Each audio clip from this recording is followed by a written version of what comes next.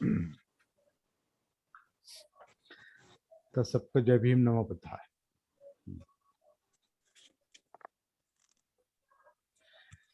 नमो तस् भगवतो अरहतो सम्मा संबुद्धस्स। नमो तस् भगवतो अरहतो सम्मा संबुद्धस्स। नमो तस् भगवतो अरहतो सम्मा संबुद्धस्स। बुद्धं धम्मं संघं नमस्सामि।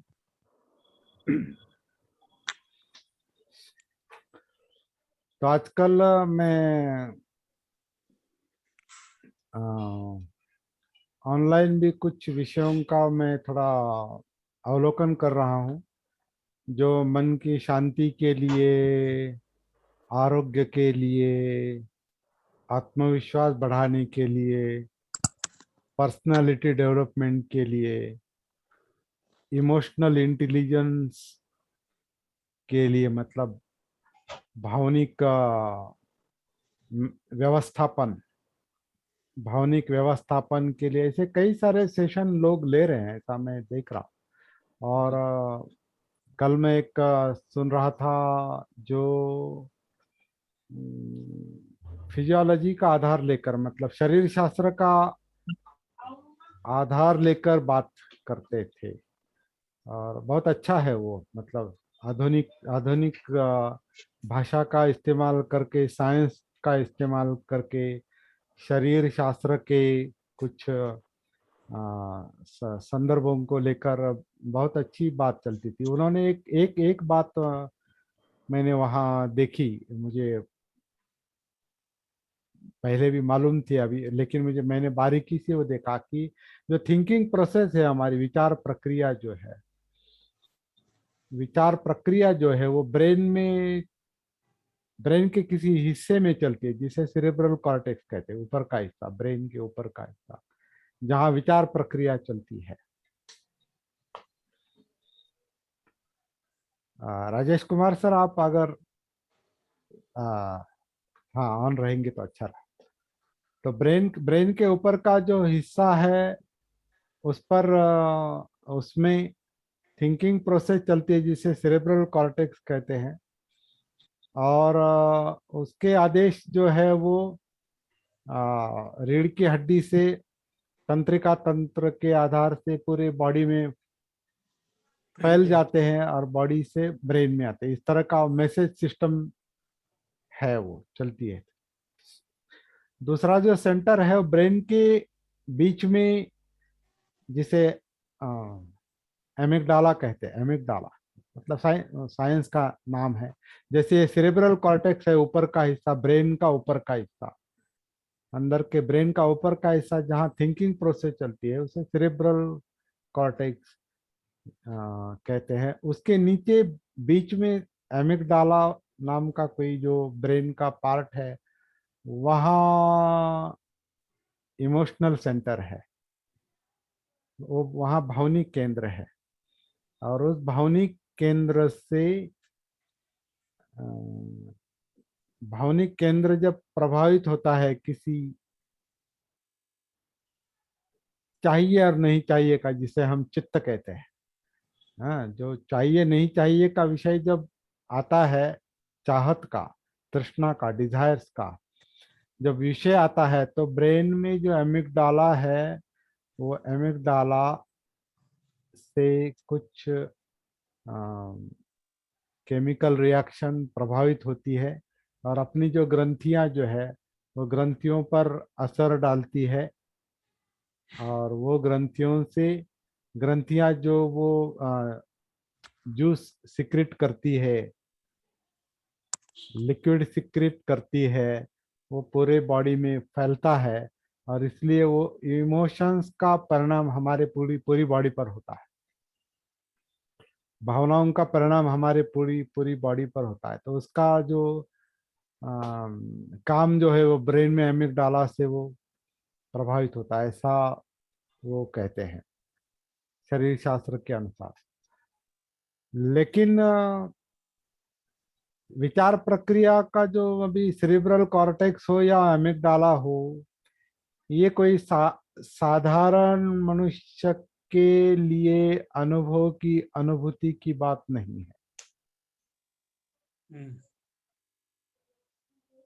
ब्रेन में विचार प्रक्रिया चलती है तो सेरिब्रल कॉर्टेक्स करता है या और कोई पार्ट करता है, उस नाम से हमें साधारण मनुष्य को कोई ज्यादा लेना देना नहीं। नहीं है। या एमिगडाला से भावनिक केंद्र उद्दीपित होता है, वो भावनिक केंद्र है और उससे जो कुछ उसका उद्दीपन हमारे ग्लैंड्स को प्रभावित करता है और कुछ जूस सिक्रेट होते हैं और केमिकल सिक्रेट होते हैं और वो ब्लड में फैलता है और इसलिए वो इमोशंस हमको महसूस होते हैं, भावनाएं हमको महसूस होते हैं। लेकिन ये एमिगडाला वगैरह ये साधारण मनुष्य के अनुभव की बात नहीं है, नाम से नहीं हम उसको महसूस कर सकते। हमारा जो काम है वो जो फील होता है, महसूस होता है,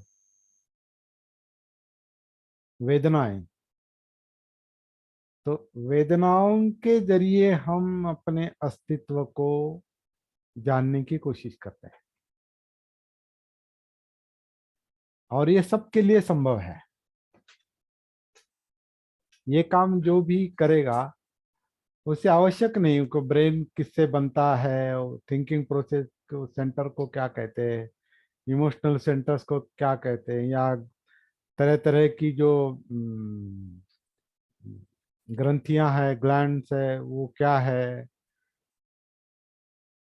उससे कौन सा जूस वो सिक्रेट होता है, उसका ब्लड पर क्या असर होता है, ये इससे हमें इसके इसके नाम से और इस प्रक्रिया से हमें कोई ज्यादा लेना देना नहीं, उससे कोई फर्क भी नहीं पड़ता। साधारण और ये मॉडर्न साइंस है,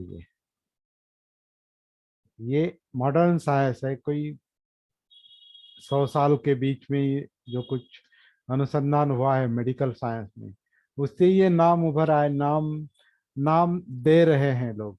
और हम जानते हैं कि अलग अलग अनुसंधान चल रहे हैं, संशोधन चल रहे हैं और संशोधन में नए नए नाम ऊपर आते हैं, नए नए नाम देते हैं। तो कोई भी फिक्स बात नहीं है, आज ये नाम देते हैं कल उसका और बाइफरकेशन कोई होता है तो नया उसका कुछ हो जाता है और फिर नए नाम सामने आता है। तो साइंस जो है वो डेवलपिंग है, वो बढ़ता रहे, वो अनुसंधान जैसे जैसे आगे जाता है वैसे वैसे वो उसका वो उसके नाम और उसका इंटरप्रिटेशन भी अलग अलग तरीके से होने लगता है। जैसे अभी हम देखेंगे, अभी कोरोना का पीरियड है, तब कोरोना के पीरियड में जो परिणाम हो रहे मनुष्य के ऊपर, तभी उस पर अनुसंधान चल रहा है। उसे कोई नया नाम, अभी कोई डेल्टा वगैरह कुछ है ना अभी, और डेल्टा का भी नाम सामने आता है। अभी डेल्टा क्या है कि साधारण मनुष्य को कोई समझ में नहीं आता। और साधारण मनुष्य को क्या, मैं तो ऐसे ये विवाद देख रहा हूँ ऑनलाइन कि एक एक मेडिकल डॉक्टर कहता है कि क्या डेल्टा डेल्टा लेके बैठे, कहाँ है डेल्टा, किसको डेल्टा बोल रहे हैं आप लोग। इंग्लैंड के कोई डॉक्टर है, और महाराष्ट्रियन है, और वो कह रहे हैं कि ये सब जो अनुसंधान चल रहे हैं लोगों को मिसगाइड कर रहे हैं, और क्या डेल्टा और तीसरी फेज और ये वो, तो वो उस पर उसको क्रिटिसाइज करते हैं वो। एक मुंबई के एक डॉक्टर हैं, वो कह रहे हैं मास्क क्यों लगाना, मास्क से आपको ज्यादा हाँ प्रॉब्लम हो रही है, हाँ आपको हाँ दिक्कत आएगा तो ना हाँ लगाएं। हाँ हाँ। नहीं, तो लेकिन ये एक रास्ते पे का बोलते हैं हाँ डॉक्टर, हाँ हाँ। ऐसा है कि मेडिकल उसको मीटिंग लेना पड़ता है, उसके सामने बोलो ना, रास्ते में बोलने से क्या फायदा है। नहीं नहीं नहीं, वो कोई सा वो डीन है वो, नायर हॉस्पिटल में वो लेकिन डीन है, वो मैं क्या कोई बोल रहा साधारण हूँ, डॉक्टर लेकिन नहीं। डील है तो सामने कौन सा ऑडियंस है ये देख के बोलना चाहिए ना। नहीं, हम हमारा हमारा हमारा विषय वो नहीं है कौन क्या बोल रहा है अभी। अच्छा हमारा ठीक है। विषय ये है कि जो अभी नए नए अनुसंधान चल रहे हैं, खोज चल रहा है, उनमें मतभेद है। हाँ, मतभेद है, ये बराबर, हमारा कहने का मतलब ये मतभेद है। मतभेद है। मतलब मतभेद है तो कोई इसको फॉलो करेगा, कोई उसको फॉलो करेगा, कोई इस पर विश्वास करेगा, कोई उस पर विश्वास करेगा, या कोई ऐसा किसी पर भी विश्वास नहीं करेगा। उसके मन को जो लगता है उसके मुताबिक वो अर्थ निकालेगा। तो कहने का मतलब ये है कि आधुनिक आधुनिक युग में अभी मॉडर्न साइंस का जो अनुसंधान चल रहा है उसमें अलग अलग निष्कर्ष निकल आ रहे हैं, और सबके सही सब, बात। हाँ, सबके सब वैलिड नहीं कह सकते हम। सब पर विश्वास नहीं किया जा सकता आंखें मूंद कर। नहीं, नहीं। सही बात। हाँ, तो मेरा कहने का ये हमारा विषय यहाँ से शुरू हो गया कि थिंकिंग प्रोसेस ब्रेन के ऊपर के हिस्से में चलती है, सेरेब्रल कॉर्टेक्स उसे कहते हैं। उसके नीचे कोई इमोशनल सेंटर है, भावनिक केंद्र है, उसे एमिगडाला कहते हैं। इन नामों से और इससे हमें कोई ज्यादा फर्क नहीं पड़ने वाला।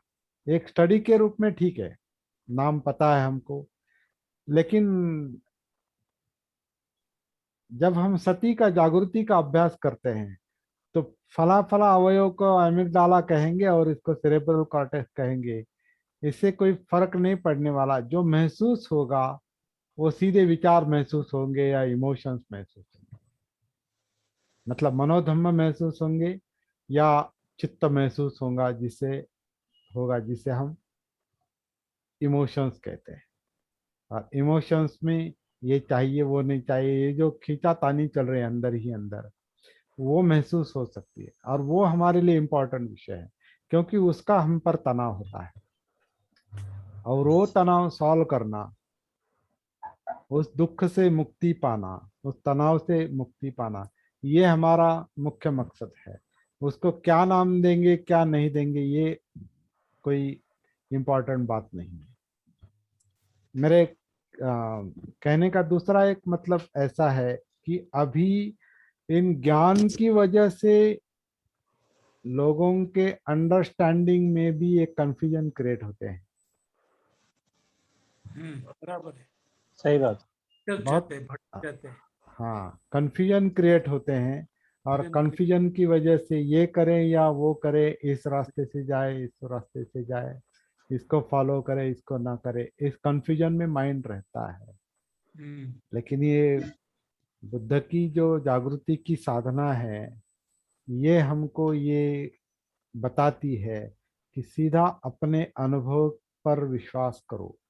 बराबर। हमें जो अपने अंदर महसूस होता है, वो दुख भी महसूस होता है, दुख का कारण भी महसूस होता है, उसका निवारण भी महसूस होता है, और उसका आ, तरीका या उपाय या मार्ग भी महसूस होता है। और वो सीधा डायरेक्ट डायरेक्ट काम है, वो डायरेक्ट अनुभव का काम है, सती संप्रजन्य का काम है। इस वक्त जो जो अंदर ऊपर उभर आता है, महसूस होता है, उसको नाम देने की आवश्यकता नहीं।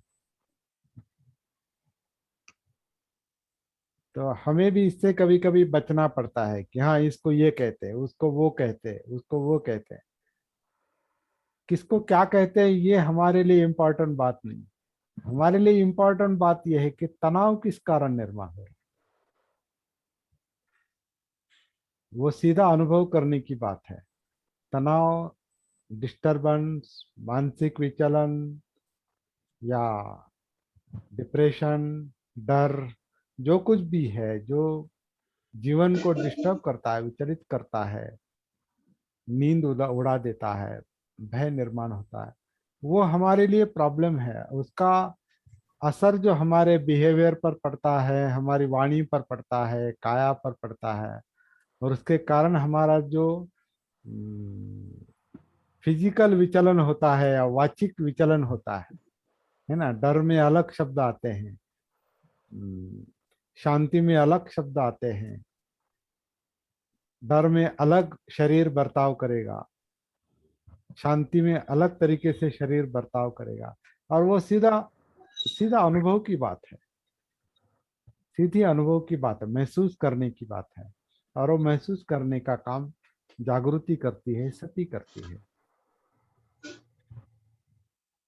तो ये आ, हम जो अभी शुरू में चर्चा कर रहे थे, सती साधना का प्रचार करना डिफिकल्ट क्यों हो रहा है, कि लोग बहुत कंफ्यूजन में हैं। ये भी उसका एक कारण है कि बहुत कंफ्यूजन है, बहुत ऑप्शन है, बहुत शब्द है। इसलिए मैंने कहा कि मैं अभी ऑनलाइन अलग अलग लोगों को देखता हूँ, क्या क्या बता रहे हैं वो। अच्छा बता रहे हैं वो, स्टडी स्टडी करके बताते हैं, रेफरेंस लेके बताते हैं, साइंटिफिक नाम लेकर बताते हैं, कुछ अनुभव की भी बातें बताते हैं। लेकिन उसमें जो मार्ग की क्लियरिटी है, प्रॉब्लम सॉल्व करने का जो मार्ग है, उसकी जो क्लियरिटी है, वो क्लियरिटी नहीं दिखाई दे रही। ज्ञान बहुत दिखाई दे रहा है, क्लियरिटी नहीं दिखाई दे रही। इसलिए मुझे लगता है बुद्ध के काल में जो बहुत ही कम समय में, कम समय में क्या, सडन एनलाइटनमेंट जैसी बातें थी उस वक्त। कुछ बातें ऐसी भी थी, कुछ अनुभव ऐसे भी थे जिसको, जो बाह्य दारूचिर्य का अनुभव, हाँ, ये मुद्दा हम लेते हैं, तो बाह्य समझ दारू। जो थी उस समय में, समझ का जो प्रयोग था वो ज्यादा होता था। सारी आजकल इंटेलेक्चुअल हो रहा है। सारी ठीक से सुना नहीं। बुद्ध काल में मुझे ऐसा लगता है कि जो कॉमन आम आदमी की जो समझ थी, वो परिपक्व होने पर वो चीजें एनलाइटमेंट, सडन एनलाइटमेंट हो जाता था, और अपने व्यवहार में ढालने से भी एनलाइटमेंट हो जाता था। लेकिन आज के उसमें क्या हो रहा है कि पढ़ा, कुछ इधर से पढ़ा, कुछ उधर से पढ़ा, उसको फॉर्म पे रखा और उसको अपना थोड़ा सा एक्सपीरियंस बता के उसको, या किसी का एक्सपीरियंस लेके उसको, भाई मेरा ये खुद का अनुभव है तो ऐसा है कि रख रहे हैं सबके सामने। अभी विषय ज्यादा बढ़ गए हैं। विषय बढ़ गए हैं, माइंड हाँ, बहुत एंगेज, बहुत बहुत बहुत कॉम्प्लेक्स है। बनता जा रहा है, बहुत कॉम्प्लिकेटेड बनता जा रहा है। यही इनपुट कारण है। इनपुट इनपुट बुद्ध बहुत काल है, में इंद्रियों विषय से इनपुट बहुत है। जी, बुद्ध कुछ काल इधर में से, विषय कुछ बहुत उधर से, कम थे। कुछ उधर की स्टडी, कुछ इधर की स्टडी लिया, कुछ दूसरे का अनुभव लिया, और उसे अपना अनुभव बना करके सामने आपको डिश बना करके रख दिया। और और बुद्ध अलग, काल में ऐसा नहीं था। वो सिंप्लिसिटी थी, उसमें सिंप्लिसिटी यस, थी, वो सरलीकरण था, वहां पर उनका मन सरलीकरण था। सरल था, बुद्ध काल कॉम्प्लेक्सिटी नहीं थी। राइट राइट बुद्ध काल राइट। में कॉम्प्लेक्स बहुत नहीं थे। एक दूसरे को समय देना, उनसे बात करना और तसल्ली से बात करना। हाँ, और उसका दूसरा एक ये जो रूबरू काम चलता था सीधा। जी जी जी। जैसे बुद्ध से मिलने के लिए जो जो लोग आते थे, वो अपने पर्सनल प्रॉब्लम लेकर आते थे, ऐसा कह सकते हैं। या बुद्ध जहाँ जाते थे तो लोगों के प्रॉब्लम वो समझ लेते थे, और प्रॉब्लम को लेकर सीधा सॉल्यूशन बताते थे। भिक्षुओं प्रॉब्लम के को साथ लेकर में, अवेयर करते थे, कारण के बारे में अवेयर करते थे, और वहीं पर सीधा सॉल्यूशन बता के वो उसको मुक्त करते थे। इसलिए सडन एनलाइटनमेंट जैसी कुछ बातें उस वक्त 100 होती लोगों थी, में जो से एक आध आज लोगों बहुत को, कठिन है। 100 लोगों को प्रवचन देने के बाद में अगर एक व्यक्ति को सडन एनलाइटमेंट होती है तो वो भिक्षु हो जाएगा। हाँ जब प्रवचन किया करते थे बुद्ध, तो 100 लोगों में अगर एक व्यक्ति को भी सडन एनलाइटमेंट होती थी, तो वो बुद्ध के साथ में भिक्षु रूप में चला जाता था, उसको आ, बढ़ाने के। ये ऐसा नहीं कह सकते, क्योंकि कुछ कुछ उदाहरण ऐसे हैं कि उनको भिक्षु बनने के लिए बुद्ध ने प्रवृत्त नहीं किया, जैसे अनाथ पिंडक थे या जीवक थे। लेकिन ये उन्होंने लोग चुना उनको। हाँ, उनको उनको बहुत मतलब अच्छी प्राप्ति भी हुई होगी, लेकिन हाँ, उनको ये शक्ति नहीं की कि उनको भिक्षु बनना चाहिए। नहीं नहीं, वो एक ट्रेंड है, वो एक परंपरा है, वो परंपरा की बात है। भिक्षु एक परंपरा की बात है जो आज के काल नहीं नहीं, में। मेरे कहने का मतलब है, जब भिक्षु लोगों के बीच में जाकर के प्रवचन करते थे, जिन लोगों को अच्छा लगता था और उनको लगता था कि मेरे को ये चीज अच्छी लग रही है, तो वो 100 लोग अगर बैठे हैं वहां पर सुन रहे हैं, तो उनमें से एक आध लोग तथागत को आगे ये कहते थे कि मुझे आप ही शरण में आना है। तो वो एक अनुभव के आधार पर, एक ज्ञान के आधार पर और एक सत्य के आधार पर वो लोग आगे आया करते थे भिक्षु बनने के लिए, कि मुझे आप अपनी शरण में ले लीजिए। तो नहीं, अभी ये क्या है, ये ग्रंथों में जो लिखा है या हमको किसी ने बताया है उसके आधार से हम बात करते हैं। लेकिन ऐसा बहुत सारे अभी सूत्रों का अगर हम अभ्यास करेंगे तो देखेंगे कि कोई एक मनुष्य आता है, वंदन करता है, अपना प्रॉब्लम बताता है, वहीं पर उसको सॉल्यूशन मिलता है और मुक्ति के मार्ग पर चला जाता है। तो एक एक जैसे अभी जब सारीपुत्र मोगलान दोनों मित्र थे लेकिन एक साथ नहीं मिले थे बुद्ध से, अलग अलग मिले थे। तो ऐसे जो इंडिविजुअल इंडिविजुअल जो समुपदेशन काउंसलिंग चलता था ना, मेरे ख्याल से वो उन्हीं के नाम से बहुत सारे सूत्र है ना। बहुत सारे सूत्र जो है 100 लोगों को बताया और 500 लोगों को बताया, ये आंकड़ा कहाँ से आ गया 100 का और 500 का। किसी गांव में गए और 500 भिक्षु साथ में थे, ये आंकड़ा जो है अभी कुछ उस पर आंखें मूंद कर विश्वास नहीं कर सकते। लेकिन ये जो बात है इंडिविजुअल की, इंडिविजुअल समुपदेशन कम्युनिकेशन की, जो सीधा प्रॉब्लम को लेकर यातनाओं को लेकर बात चलती थी और सॉल्यूशन मिलता था, इस तरीके से बहुत लोगों को फायदा हुआ और उसका प्रचार भी हुआ, ऐसा लग रहा है। लेकिन अभी हमारा कहने का मतलब ये है कि ये वो सिंप्लिसिटी अभी खत्म हो गई है ऐसा लगता है। इसलिए इतना इतने ज्ञान के, अभी देखिए ना ज्ञान के कितने माध्यम हैं, ज्ञान के कितने माध्यम हैं। अभी ये बाह्य जो बाह्य दारू जिसकी हम बात कर रहे हैं, सडन एनलाइटनमेंट की, वो यहाँ महाराष्ट्र से नाला सोपारा गांव है यहाँ के मुंबई के नजदीक, वहां से वो पैदल वो श्रावस्ती गया था बुद्ध से मिलने के लिए। और वहां जाके और अपने अपनी समस्या लेकर गया था, उसका ईगो, उसकी ईगो की समस्या थी। उसको ऐसा लगता था मुझे, मैं सबसे बड़ा ज्ञानी हूँ और मुझे प्राप्ति हुई है। जब वो बुद्ध से मिलता है तो उसके समझ में आता है कि नहीं, ऐसा नहीं है। और वो बुद्ध से बहुत जल्दबाजी करता है, मुझे बताओ, जल्दी बताओ, जल्दी बताओ, आपको क्या पता है, मुझे जल्दी बताओ। तो उसका उसकी जो अतिरिक्त एक ये थी, क्या कहते हैं, महत्वाकांक्षा।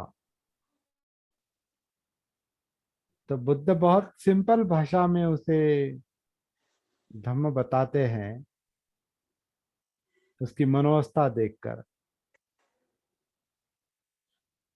कि बोलते समय, बोलने पर ही, बोलते समय केवल बोलो,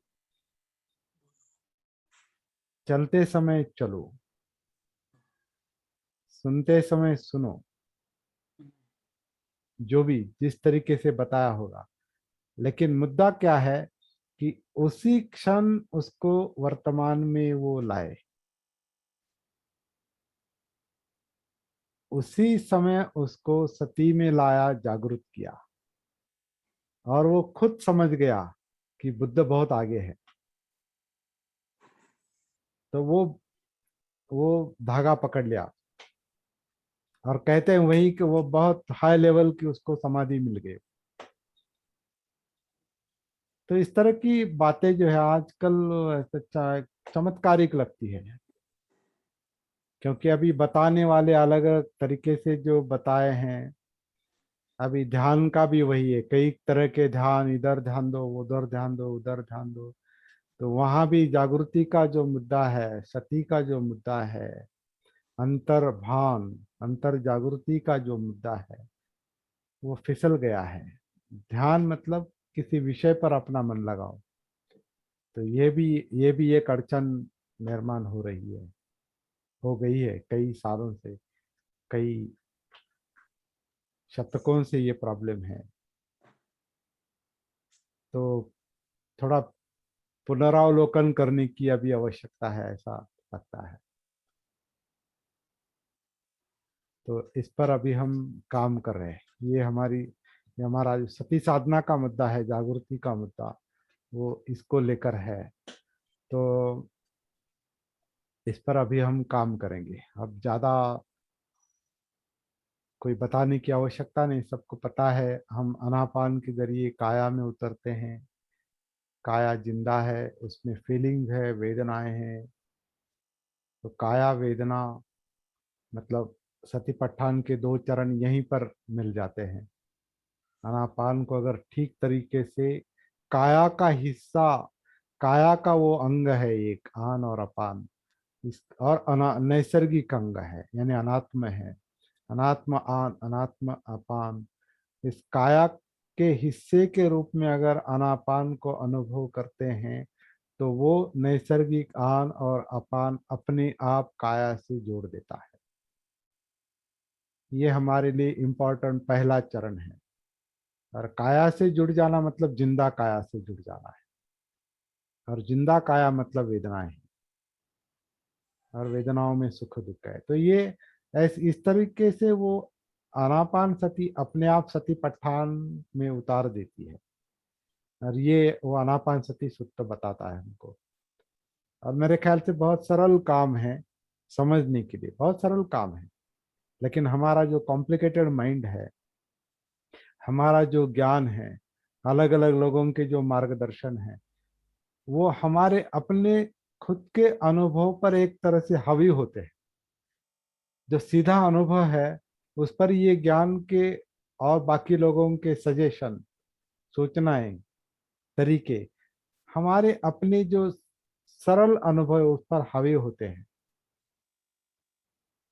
इसलिए हम जो सरल मार्ग है वो खो देते हैं।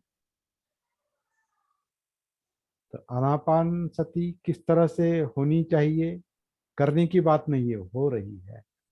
आनापान हो रहा है, इसलिए सती भी नैसर्गिक रूप से हम अनुभव कर सकते हैं। आनापान सती जो काया का हिस्सा है, तो काया में उतर के वेदनाएं और उसका कारण जो है इमोशन, चित्त, चाहिए नहीं चाहिए, राग द्वेष, और इसका इंटरप्रिटेशन या इनपुट जो आता है आँख, कान, नाक, जीभ, त्वचा, इंद्रियों से जो ब्रेन पर इनपुट आता है, हमारे मन पर इनपुट आता है, उससे जो एमिगडाला प्रभावित होता है, इमोशंस, चलो उस नाम से अगर ये कहते तो एमिगडाला जो प्रभावित होता है उसका शरीर पर असर होता है, फिर बिहेवियर बदलती है।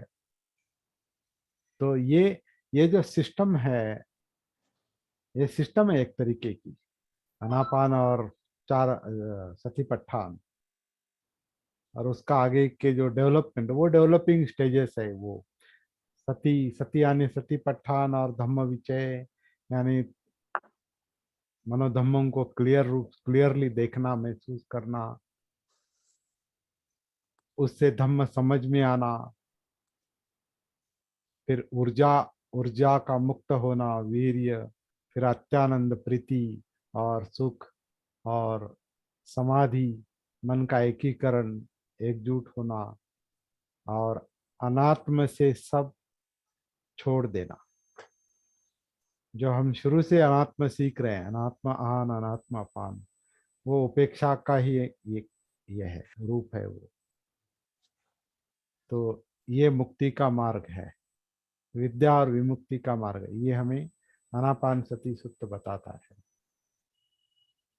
तो इसको अभी क्लियरली कैसे समझ लेंगे, ये थोड़ा ऑनलाइन मुझे डिफिकल्ट लग रहा है सब बताना एक एक करके। तो अभी इंतजार करते हैं ये सब लॉकडाउन कब खत्म होगा और हमारे लाइव सेशन कब शुरू होंगे।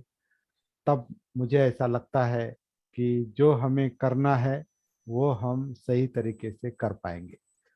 तब तक ऐसे ही काम चलेगा। ऑनलाइन का जो काम है मेरे ख्याल से जूम जब तक है तब तक जारी रहेगा, बाद में बंद कर देंगे इसको, सर क्योंकि मुझे ये ऐसा लगता है कि लॉकडाउन तो खुल चुका है पूरा। नहीं, लेकिन आना जाना ओपन नहीं हुआ ना सर, अभी हुआ है क्या? गाड़ियां हाँ सब, हो गया, हाँ हो गया। ओके, शुरू करेंगे फिर। वैसे मैं तो यहाँ महाराष्ट्र में थोड़ा बहुत घूमता हूँ, हाँ अलग तो बात हो है। गया, वो कोई दिक्कत नहीं है। ओके ओके ओके, शुरू करेंगे। अभी मेरा भी थोड़ा सर्टिफिकेट बाकी है, इंजेक्शन लेना बाकी है एक, और काम शुरू हो गया है। तो आज हम ये डिसीजन लेते हैं, अभी ये जो जूम का काम है, ये जब तक जूम का हमारा सब्सक्रिप्शन है तब तक रखेंगे, बाद में बंद कर देंगे। बागपत आ जाइएगा समय निकाल करके, हाँ हाँ, आ जाएंगे, आ जो जाएंगे। लोग आना चाहेंगे तो आ ही जाएंगे। हाँ, दिल्ली दिल्ली को, दिल्ली, आगरा और महाराष्ट्र के कुछ चले, इसको अभी शुरू में हम फोकस करेंगे, वो जी पहले जी से ही है, जी लेकिन अब प्रॉपरली सती साधना को लेकर काम करेंगे। जी इसके पहले वो नहीं हुआ था, जी जी अब प्रॉपरली काम करेंगे, लेवल 1 2 3 को लेकर काम करेंगे। जी। आपको कितने लोगों का यहाँ पर, जो मेरा फ्लैट है वहाँ पर कितने लोगों का अरेंजमेंट हो सकता है? पूछेंगे अभी सर, कितने लोग दिल्ली आने को तैयार है, मैं पूछूंगा सबसे, और उसका जो उनका उनको कितना खर्चा आएगा वो उनको थोड़ा बताना पड़ेगा, और समय। हाँ, और बिना डर के, हम्म। वो थोड़ा देखना पड़ेगा, कुछ लोग डर रहे हैं अभी, बाहर जाने के लिए डर रहे हैं। नहीं, आपको तो पता ही है, वहाँ ज़्यादा इतना भीड़ भाड़ नहीं है मेरे वाला फ्लैट पे। हाँ, और इंटरनली काफ़ी स्पेस है घूमने और फिरने के लिए, नीचे वॉकिंग वगैरह के लिए।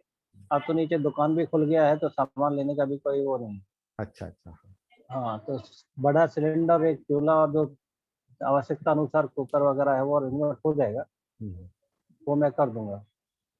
और गद्दे हैं, तो आप गद्दे हैं। क्या करेंगे सर अभी, आ, दिल्ली का कोई प्लान बनाएंगे शिविर का, हाँ और लोगों को बताएंगे, जी, और कितने लोग आने के लिए तैयार है ये तय करेंगे, और ठीक है। फिर उनको, बातें थी तो मेरे ख्याल से हो जाएंगे तैयार। तो हम रूबरू बात करेंगे फोन पर और तय जी करेंगे। हाँ, जी जी। ओके। तो मेरे ख्याल से इतना ठीक है आज के लिए, मुझे जो बताना था वो मैंने बता दिया, पूरा नहीं बताया लेकिन शुरुआत कर दी, तो बहुत अच्छा लगा। और आप, मेरे लिए दिल्ली के लिए अगर करना हो तो मुझे कोई दिक्कत नहीं है, जब आप कहेंगे मैं उसको बस थोड़ा सा तैयारी इंतजार, करनी है वो कर देंगे। आपका दिल बहुत बड़ा है। वो तो छोटा सा ही है, वो तो काया के हिसाब से ही है। काया के तो उसमें कोई दिक्कत नहीं वाली, कोई परेशानी वाली कोई बात नहीं है। जगह आपने देख रखी है, शांत है, हरियाली है, खुली हवा है, तो वो सब लाइट वगैरह है वहाँ पर। गैलरी पूरी खाली है, शांत वातावरण है, अच्छी हवा चलती है। 10 15 लोगों के लिए ठीक है नहीं वहां पर? हाँ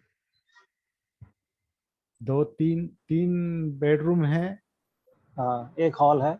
एक हॉल है, जी। हॉल में सेशन करेंगे, और बेडरूम में चार चार हाँ चार चार चौक 16 लोग आराम से बैठ रह सकते हैं। हाँ, कोई कितने दिक्कत दिन नहीं है का उसमें। शिविर होगा? करेंगे, अभी प्लान करेंगे सर, 3 4 दिन का रखेंगे, देखते हैं अभी, ठीक प्रॉपर है, ठीक। प्लान करना पड़ेगा उसका, कि L1 के लिए कितना समय, L2 के लिए कितना समय, या केवल L1 पर ही फोकस करना है।